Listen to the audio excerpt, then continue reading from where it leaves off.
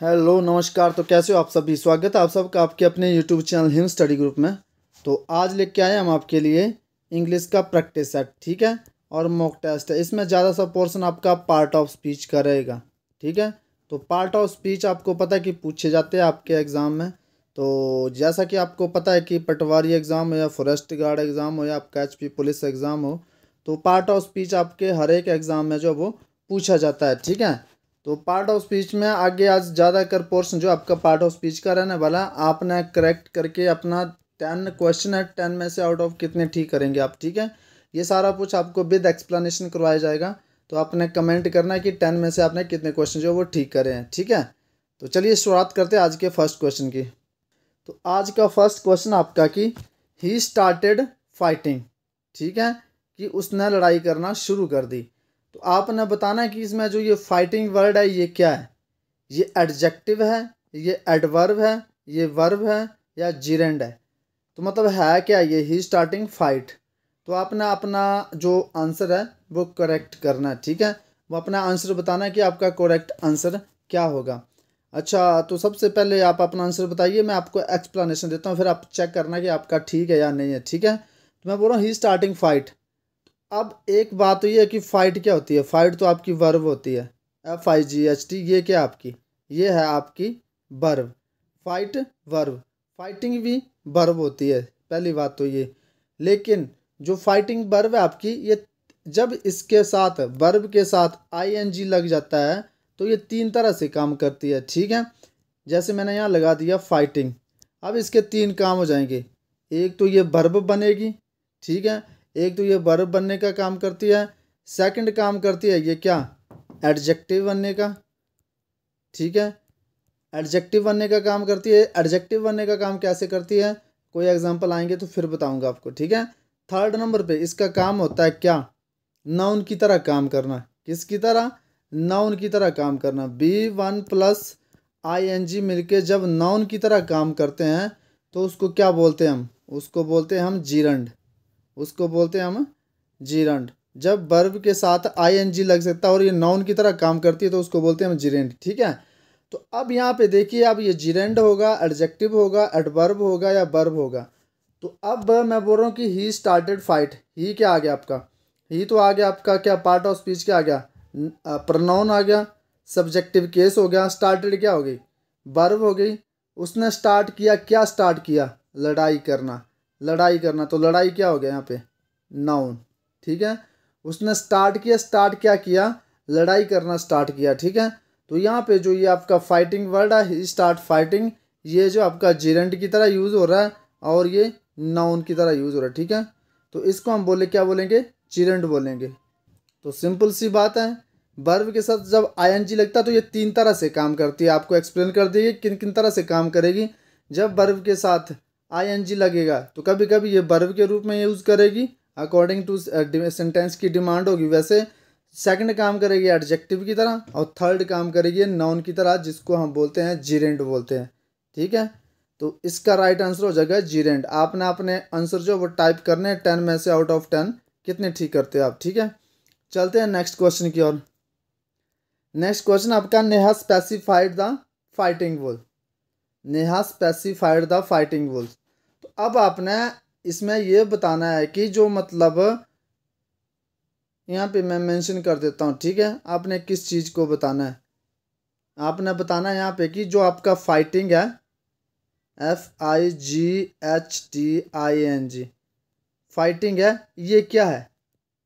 जो फाइटिंग है ये वाला फाइटिंग, ये है क्या, ये एडजेक्टिव है, एडवर्ब है, वर्ब है या जिरेंड है। फिर आ गया सेम एज इट इज। अब थोड़ा सा कंसेप्ट आप यहाँ पे और डीपली समझेंगे इसको, ठीक है।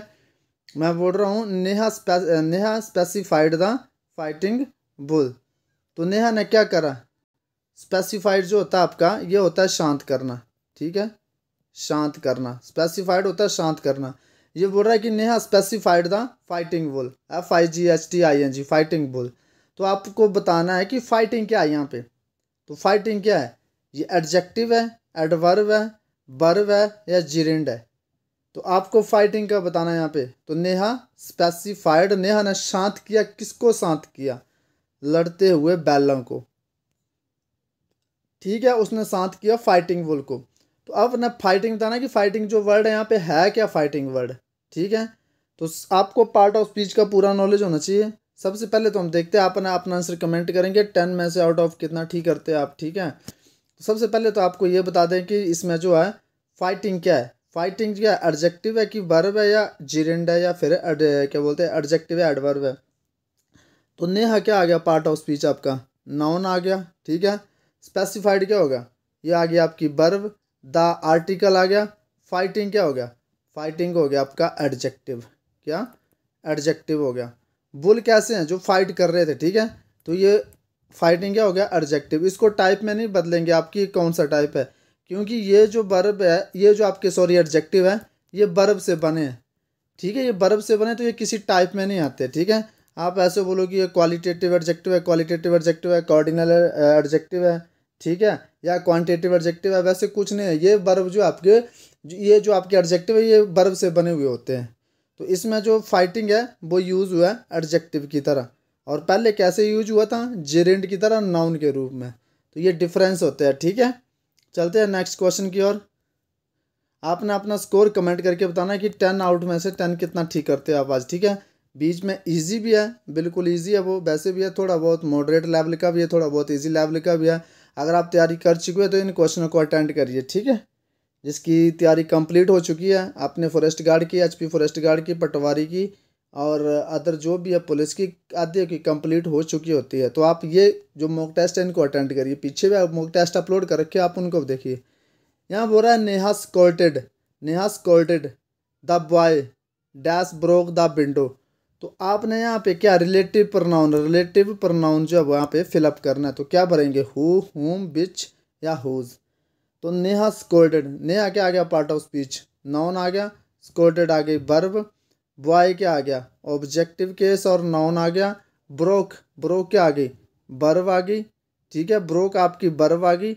विंडो क्या आ गया, विंडो आपका नाउन आ गया, ठीक है, और ऊपर से ऑब्जेक्ट आ गया। तो अब बोल रहा है कि Neha scolded the boy, Neha ने डांटा, नेहा ने लड़के को डांटा। तो किस लड़के को डांटा, हु ब्रोक द विंडो या हु ब्रोक द विंडो या बिच ब्रोक द विंडो या हुज ब्रोक द विंडो। तो नेहा ने किसको डांटा, नेहा ने डांटा किसको डांटा, मतलब who broke the window, who broke the window. पहली बात ये नाउन है, ये क्या है प्रोनाउन। नाउन और प्रोनाउन कभी भी एक साथ यूज़ नहीं होते, ठीक है, एक साथ यूज़ नहीं होते। लेकिन यहाँ पे ये एक साथ यूज़ हुए हैं। इसका कारण क्या है, इसका कारण यह है कि जो हु और हुम है आपके, ठीक है, हु और हुम है, ये रिलेटिव प्रोनाउन बनने के साथ साथ और क्या काम कर रहे हैं, ये रिलेटिव प्रोनाउन बनने के साथ साथ और कंजंक्शन का काम भी करते हैं, ठीक है। इसलिए ये जो आपका रिलेटिव प्रोनाउन के रूप में भी यूज़ हुआ है और कंजंक्शन के रूप में भी यूज़ हुआ है। दैन हु जो है ये यूज़ होगा हमेशा कब, सब्जेक्टिव केस में, और हुम जो है मतलब इन दोनों का एक ही है, ठीक है। जो कि जैसे कि मतलब जो जैसे ऐसे सेम ही मतलब निकलता है इनका, लेकिन कंडीशन है कि कौन कैसे यूज होता है। हु होता है सब्जेक्टिव केस में, हुम होता है ऑब्जेक्टिव केस में, ठीक है। ये बात आपने याद रखनी, हुम होता है ऑब्जेक्टिव केस में। तो Neha scolded the boy, Neha ने डांटा। देखो यहाँ पे नेहा आगे वर्ब आ गया, the boy object, complete sentence हो गया। यहाँ तक ये सेंटेंस खत्म हो जाता है। अब बोल रहा है कि who broke the window, who क्या आ गया सब्जेक्टिव के, सब्जेक्ट की जरूरत है तो हु यूज़ कर लिया, क्या ब्रोक द विंडो वर्ब आ गई और इसका ऑब्जेक्ट आ गया। यहाँ तक ये सेंटेंस कंप्लीट है। Neha scolded the boy, Neha ने लड़के को डांटा। अब किस लड़के को डांटा, ये जो लड़का है यही हु है, ठीक है। इसकी जगह हु का यूज़ किया गया, प्रोनाउन का यूज़ किया, रिलेटिव प्रोनाउन का यूज़ किया गया, हु ब्रोक द विंडो, जिसने खिड़की तोड़ी, ठीक है। एक तो आपका ये कंजंक्शन का काम कर रहा है, दूसरा काम कर रहा है आपका क्या, रिलेटिव प्रोनाउन का, ठीक है। चलते हैं नेक्स्ट क्वेश्चन की ओर। तो यहाँ पे आपका होगा हु, ठीक है, हु इसका राइट आंसर होगा। अपना कमेंट करना आउट ऑफ 10 कितना क्वेश्चन आप राइट करते हो। चलते हैं नेक्स्ट क्वेश्चन की ओर। अब स्मोकिंग काउजेज कैंसर, मतलब जो स्मोकिंग होती है वो कैंसर का कारण बनती है। तो अब आपने बताना है कि जो वर्ड स्मोक है वो किसके लिए यूज़ किया गया। स्मोकिंग वर्ड क्या है यहाँ पे, एडजेक्टिव है, एडवर्ब है, वर्ब है या एडजेक्टिव है।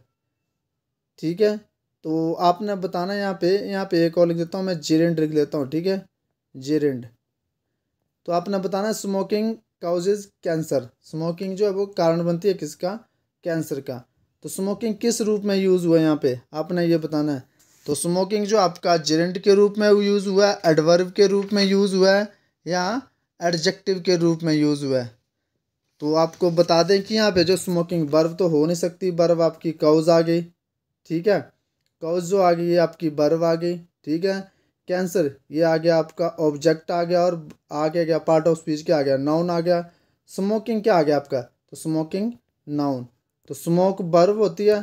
ठीक है, तो जब आपको बोला गया कि मतलब आईएनजी फॉर्म लग जाती है तो ये तीन तरह से यूज होती है। एक तो एडजेक्टिव के रूप में, ठीक है, एक एडजेक्टिव के रूप में यूज़ होगी, एक जेरेंड के रूप में जिसको हम नाउन बोलते हैं। ठीक है, और थर्ड जो वो वर्ब के रूप में यूज़ होगी। तो यहाँ पे स्मोकिंग जो यूज़ हुई आपकी जेरेंड के रूप में। ठीक है, चलते हैं नेक्स्ट क्वेश्चन की ओर।